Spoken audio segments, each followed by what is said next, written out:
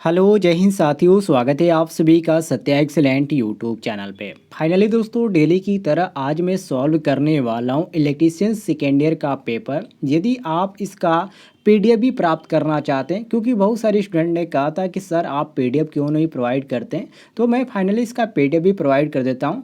इस वीडियो के डिस्क्रिप्शन में आपको लिंक मिलेगा, या जो छात्र सबसे पहले कमेंट करता है उसके कमेंट बॉक्स में आपको लिंक देखने को मिल जाता है। आपको उस लिंक पे क्लिक करके आसानी से पीडीएफ को देखने लाएं और वहां से आप आसानी से पढ़ सकते हैं। तो चलिए क्वेश्चन हम स्टार्ट करते हैं। आज की डेट में जो एग्जाम में पूछा गया था, क्वेश्चन नंबर 1 पूछा गया था कि आर्मेचर वाइंडिंग का परीक्षण करने के लिए किस प्रकार के उपकरण का उपयोग किया जाता है। ध्यान रखिएगा, आर्मेचर वाइंडिंग क्या कहा जा रहा है, न कि कहा जा रहा है कि किसी भी वाइंडिंग के ऊपर से इंसुलेशन की। तो साथियों यहाँ पर हम मारेंगे बी ऑप्शन। यदि इंसुलेशन की थोड़ी भी यहाँ पर आपको बात किया जाता है कि इंसुलेशन को चेक करने के लिए किसका उपयोग किया जाता है, तो हम यहाँ पर मेगर करेक्ट मार देते हैं। लेकिन यहाँ पर इंसुलेशन की कोई भी बात नहीं की गई है, तो हम ऑप्शन नंबर बी करेक्ट मारेंगे, ग्राउलर की। बी ऑप्शन करेक्ट आंसर हो जाएगा, ध्यान रखिएगा।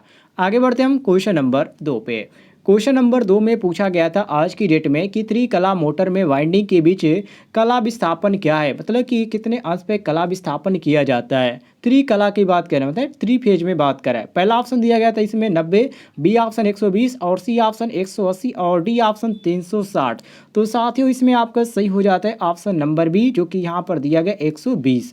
यदि यहाँ पे सिंगल की बात किया जाता है तो हम 90 बिल्कुल करेक्ट आंसर मार देते हैं, लेकिन सिंगल की बात नहीं किया गया, यहाँ पर हमसे त्रिकला की पूछा गया है, तो हम मारेंगे ऑप्शन नंबर बी, बिल्कुल करेक्ट आंसर। मिला लीजिएगा, जो छात्र आज की डेट में एग्जाम देने गए थे और जिनका अभी तक एग्जाम नहीं हुआ है, वो लोग क्वेश्चन को पढ़कर समझ सकते हैं, और इस तरह के क्वेश्चन पूछे जा रहे हैं तो आप अच्छी तरह घर बैठे तैयारी भी कर सकते हैं। आगे बढ़ते हैं अगले क्वेश्चन पे।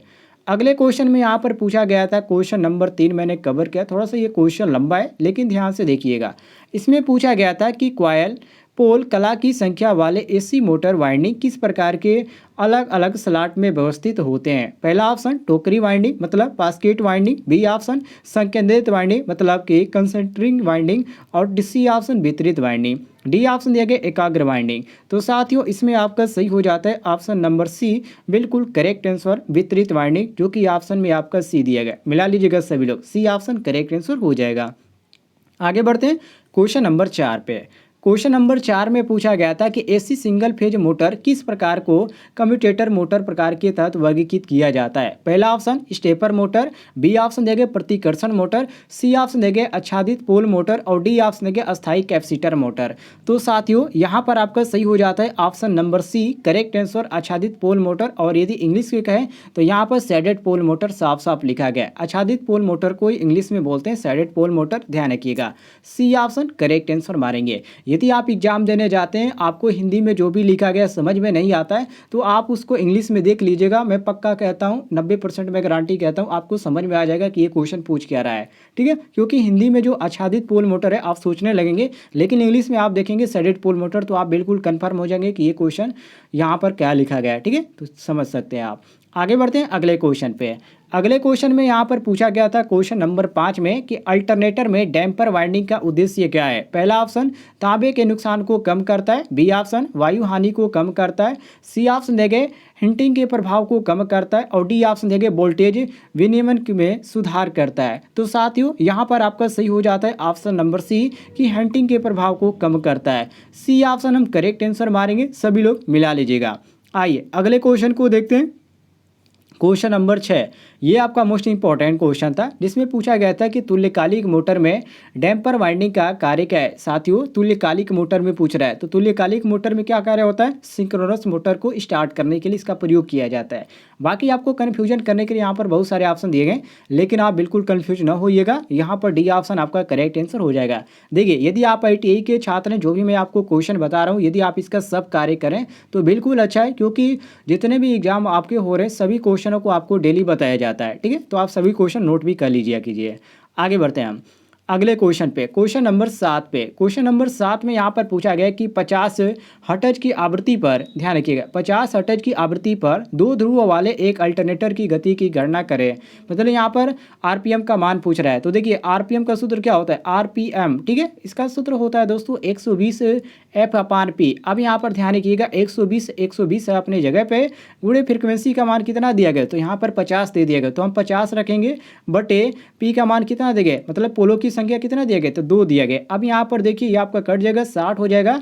अब यहाँ पर 6 25 30, ये आपका कितना हो गया, 3000 हो गया दोस्तों। और 3000 यहाँ पर कौन सा दिया गया, 3000 आरपीएम यहाँ पर सी दिया गया है। तो हमारा क्वेश्चन के अनुसार option number C correct answer हो जाता है। उम्मीद है आपको क्वेश्चन समझ में आया होगा। ये बिल्कुल आसान क्वेश्चन है, लेकिन आप समझेंगे तब ये आपका आसान होगा, डेली पढ़ेंगे तब आपका आसान होगा, इस तरह आसान नहीं होगा। आगे बढ़ते हैं अगले क्वेश्चन पे। अगले क्वेश्चन में पूछा गया कि इन्वर्टर का कार्य क्या है। साथियों इन्वर्टर जो होता है उसका कार्य क्या होता है, एसी को डीसी में बदलना, या डीसी को एसी में बदलना, या एसी लाइन को तरंग को स्मूथ करना, या पल्सेटिंग डीसी को शुद्ध में बदलें। तो साथियों इसमें आपका सही हो जाता है ऑप्शन नंबर बी, जो कि यहाँ पर दिया गया कि इन्वर्टर का जो कार्य होता है डीसी को एसी में बदलना कार्य होता है, जो कि ऑप्शन में यहाँ पर बी दिया गया है। तो हम क्वेश्चन के अनुसार बी ऑप्शन करेक्ट आंसर मारेंगे, सभी लोग मिला लीजिएगा।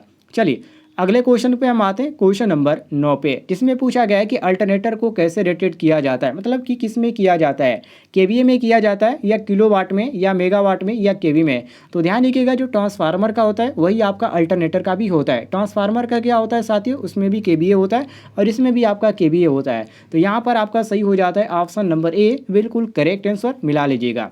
चलिए अगले क्वेश्चन को हम देखते हैं, क्वेश्चन नंबर 10 को, और ये मैं थोड़ा सा जूम कर देता हूँ। देखिए इसमें क्वेश्चन में पूछा गया है कि हार्ड डिस्क ड्राइव के लिए किस प्रकार की सिंगल फेज मोटर का उपयोग किया जाता है। मोस्ट इंपॉर्टेंट क्वेश्चन है, ध्यान रखिएगा। अगला यहाँ पर ऑप्शन दिया गया कि स्टेटर मोटर, बी ऑप्शन दिया गया कि प्रतिकर्षण मोटर, सी ऑप्शन दिया गया हिस्टैरिसीस मोटर, और डी ऑप्शन दिया गया रिलेक्टेंस मोटर। तो साथियों इसमें आपका सही हो जाता है ऑप्शन नंबर सी, जिसको हिस्टैरिसीस मोटर के नाम से जाना जाता है। तो हम सी ऑप्शन क्वेश्चन के अनुसार करेक्ट आंसर मारेंगे, मिला लीजिएगा सभी लोग। आगे बढ़ते हैं क्वेश्चन नंबर 11 पे। क्वेश्चन नंबर 11 में यहाँ पर पूछा जा रहा है कि कैपेसिटर से स्टार्ट होने वाले एकल फेज इंडक्शन मोटर का पावर फैक्टर होगा, यूनिटी होगा, या 0.8 लीडिंग होगा, या 0.86 लीडिंग होगा, या 0.6 लैगिंग होगा। तो साथियों ध्यान रखिएगा जब भी कैपेसिटर से स्टार्ट होने वाले जब सिंगल फेज इंडक्शन मोटर के पावर फैक्टर की बात किया जाए तो उस समय जो होता है साथियों केवल 0.6 क्या होता है, लैगिंग होता है, जो कि यहाँ पर आपका सी दिया गया है, सॉरी डी दिया गया है। तो ये आपका डी ऑप्शन करेक्ट आंसर हो जाता है, मिला लीजिएगा सभी लोग। नेक्स्ट क्वेश्चन की ओर आते हैं, क्वेश्चन नंबर 12, जिसमें क्वेश्चन नंबर 12 में यहाँ पर पूछा गया था कि कैपेसिटर से स्टार्ट होने वाले मोटर का स्टार्टिंग टार्क होगा, शून्य होगा, या निम्न होगा, या रेटेड टार्क की तरह होगा, या रेटेड टार्क से अधिक होगा। तो साथियों हमेशा ये क्या होता है, हमेशा ये अधिक होता है, मतलब कि रेटेड टार्क से क्या होता है, अधिक होता है। तो हम डी ऑप्शन क्वेश्चन के अनुसार करेक्ट आंसर मारेंगे, मिला लीजिएगा। और वीडियो को शेयर करना ना भूलिएगा ताकि और भी लोगों के पास ये जानकारी पहुंच पाए। और पीडीएफ का लिंक आपको इस वीडियो के डिस्क्रिप्शन में मिल जाएगा, या जो सबसे पहले कमेंट करता है उसके ही कमेंट में देखने को मिल जाएगा। क्वेश्चन नंबर 13 देखते हैं, जिसमें पूछा गया कि रिलेक्टेंस मोटर है डबल एक्साइटेड मोटर, या सिंगल एक्साइटेड मोटर, या तो ए या बी या डी ऑप्शन देंगे उपयुक्त में से कोई नहीं। तो साथियों यहाँ पर कौन सा ऑप्शन सही होता है, तो ऑप्शन नंबर बी सही होता है, क्योंकि रिलेक्टेंस जो मोटर होता है वो सिंगल एक्साइटेड होता है। ठीक है, तो ये आपका बी ऑप्शन करेक्ट आंसर हो जाता है। ठीक है, ध्यान रखिएगा। चलिए आगे बढ़ते हैं हम अगले क्वेश्चन पे, क्वेश्चन नंबर 14 पे। क्वेश्चन नंबर 14 में पूछा गया है कि निम्न में से कौन मोटर हाई पावर फैक्टर संचालित होगा, इन्वर्सल मोटर, या कैपेसिटर स्टार्ट मोटर, या कैपेसिटर रन मोटर, या स्लिप्ट फेज मोटर। तो साथियों यहाँ पर आपका सही हो जाता है ऑप्शन नंबर सी, बिल्कुल करेक्ट आंसर, जिसको बोलते हैं कैपेसिटर स्टार्ट मोटर। ये क्या होता है, ये जो मोटर होती है हाई पावर पर संचालित होता है, ध्यान रखिएगा कैपेसिटर रन मोटर। ठीक है, कोई भी गलती न कीजिएगा, यदि एग्जाम में क्वेश्चन पूछा जाता है तो सी ऑप्शन करेक्ट आंसर हो जाएगा। चलिए क्वेश्चन नंबर आते हैं 15 पे। क्वेश्चन नंबर 15 में साथियों पूछा जा रहा है कि अगर कोई सिंगल फेज मोटर ना स्टार्ट हो तो उसका संभावित कारण हो सकता है। मान लीजिए आपके पास कोई भी सिंगल फेज मोटर है, ठीक है, यदि वो स्टार्ट नहीं हो रहा तो इसका कारण क्या हो सकता है। इसमें तो आप ऊपर से यही अंदाज़ा लगा सकते हैं कि बहुत सारे कारण होगा, लेकिन यदि इलेक्ट्रीशियन ट्रेड से तो आपको जानकारी होना चाहिए कि इसमें बहुत सारी प्रॉब्लम हो सकती है। मतलब कि सीधा जो भी दिया गया उपयुक्त सभी में से कोई भी, तो हम डी ऑप्शन मार देंगे, क्योंकि यहाँ पर हम ऊपर से देख रहे हैं तो हम कह भी नहीं सकते कि इसमें क्या दिक्कत है। लेकिन ज़्यादातर इसमें खराबी हो सकती है, वाइंडिंग में खराबी हो सकती है, या मुख्य वाइंडिंग में कमी हो सकती है, या फ्यूज उड़े हों, ये सभी प्रॉब्लम हो सकती है। तो हम डी ऑप्शन करेक्ट आंसर मारेंगे। आप आँख मूंद के ऐसे क्वेश्चनों का डी ऑप्शन मार दीजिएगा, उपयुक्त सभी तभी लिखा होगा तो। चलिए क्वेश्चन नंबर आते हैं 16 पे। क्वेश्चन नंबर 16 में पूछा जा रहा है कि वैक्यूम क्लीनर के लिए किस मोटर को चुनेंगे। साथियों वैक्यूम क्लीनर के लिए हम केवल यूनिवर्सल मोटर की चुनेंगे, क्योंकि इसमें ज़्यादातर फास्ट की ज़रूरत पड़ती है, मतलब कि काफ़ी तेज़ यहाँ पर मोटर की जो स्पीड होती है उसकी ज़रूरत पड़ती है। तो ये जो यूनिवर्सल मोटर होते हैं काफ़ी इसकी हाई स्पीड होती है, इसलिए इसको हम चुनाव करते हैं। तो ऑप्शन नंबर ए हम बिल्कुल करेक्ट आंसर मारेंगे। आगे बढ़ते हैं क्वेश्चन नंबर 17 पे।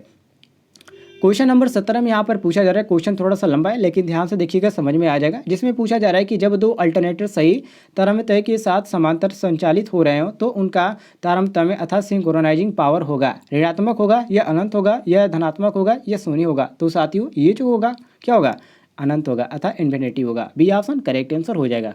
आइए अगले क्वेश्चन पे हम आते हैं, क्वेश्चन नंबर 18 पे।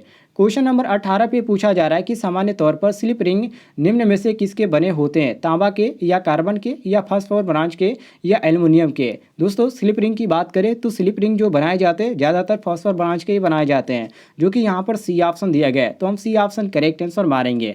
अगले क्वेश्चन पे हम आते हैं, क्वेश्चन नंबर 19 पे।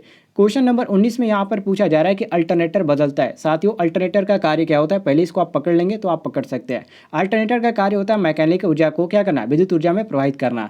अब इसमें जो हमारा दिया गया ऑप्शन नंबर ये दिया गया है, तो हम ए ऑप्शन करेक्ट आंसर मारेंगे। सभी लोग नोट कर लीजिएगा। चलिए अगले क्वेश्चन को देखते हैं, जिसमें पूछा गया था क्वेश्चन में आज की डेट में कि synchronous motor power factor improvement device की तरह प्रयोग की जाती है, जब मतलब किस समय प्रयोग की जाती है। तो साथियों ये जो प्रयोग की जाती है इनमें से कोई भी ऑप्शन हमारा सही नहीं, क्योंकि ना लैगिंग ना लीडिंग मतलब किसी पे इसमें से नहीं की जाती है। तो हमारा डी ऑप्शन करेक्ट आंसर हो जाता है। यदि आपको किसी भी क्वेश्चन में किसी प्रकार का डाउट होता है तो कमेंट में पूछ लीजिएगा, आपको जानकारी मिल जाएगी। और PDF का लिंक मैंने इस वीडियो के डिस्क्रिप्शन में दे रखा है, तो आप वहाँ से PDF डाउनलोड कर सकते हैं।